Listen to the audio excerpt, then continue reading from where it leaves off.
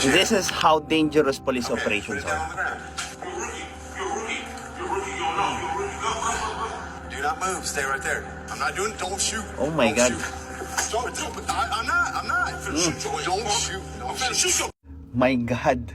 Nagawa niyang itutok yung baril doon sa police officer. It's a no-no for me. Kasi the only thing left is a trigger. Kalabitin niya lang yun, wala na. Naunahan na yung pulis. 'Di ba? Pero dahil may mga pawok tayo na mga citizens na hindi nila alam kung gaano ka delikado yung police operations, nagkakaroon tayo ng ganitong klaseng opinion. Tsaka, gaano ba ka-incompetent yung mga pulis? Addict versus police. Yung mga police, 4 years na nag-aral ng hand-to-hand combat, tactics, strategy. Tapos pag nanlaban, ganun kaagad? Wala nang ibang plano? Ano ba? Ayusin nyo naman yung pag-iisip nyo. Parang tuloy, kapag nanlaban yung addict, talo na yung mga pulis. Ano ba dapat? Magwi-wing chun sila. Magkukung fu ganun para hindi lethal yung force na gagamitin. Or gayahin niya si Naruto na mag-usap-usap muna tayo, ganito. Power of friendship, ganun. Family. Power of kung ano mang Diyos yan. Yun ba yung naiisip nyo na better scenario na gawin? Pag ganun yung kinakaharap ng mga pulis natin? O di ba? Hindi nila alam kung gaano kabilis at kadelikado yung mga pangyayari na pwede nila kagad ikapahamak yon at the very...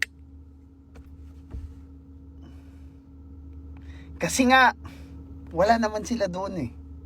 Hindi nila alam yung mga nangyayari, hindi nila alam kung paano gawin because their enjoyment of ignorance nung kung paano ginagawa yung mga police operations na ganon is the thing that makes them sleep soundly sa mga kama nila, sa mga village nila.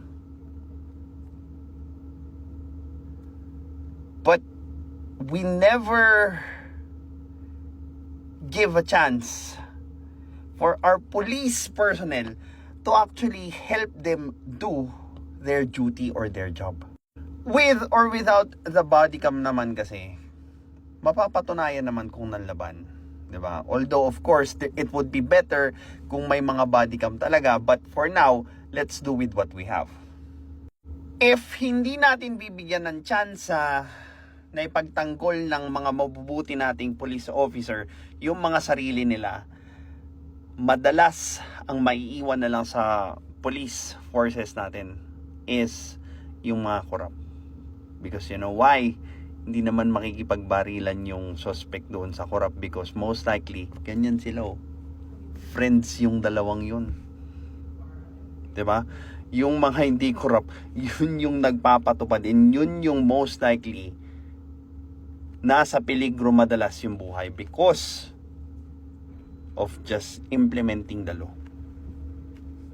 But this is Pinoy Extreme. Have a good day. This is Pinoy Extreme.